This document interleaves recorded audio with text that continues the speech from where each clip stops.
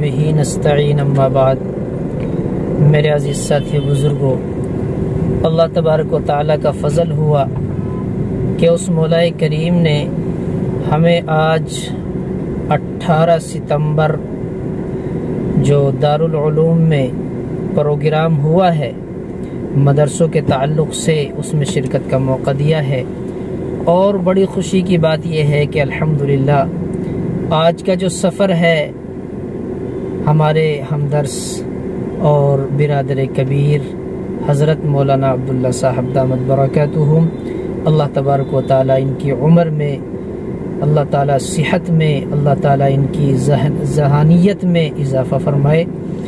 माशाअल्लाह हज़रत वाला लल्याना बड़े मदरसे के ज़िम्मेदार हैं और बड़ी मुस्तअद्दी से काम कर रहे हैं अल्हम्दुलिल्लाह। तो आज का सफ़र माशाअल्लाह मौलाना अब्दुल्ला साहब के साथ है और मौलाना सालिम साहब भी साथ में है माशाअल्लाह। मुतअल्लिम दारुल उलूम वक्फ देवबंद है, इस साल दौरे हदीस में है माशाअल्लाह। अल्लाह ताला इनकी फरागत को बड़ी खैर व आफियत से तकमील तक पहुँचाए और दीन का काम मेहनत और बड़ी जिद्दोजहद के साथ काम करने की तौफीक अता फरमाए।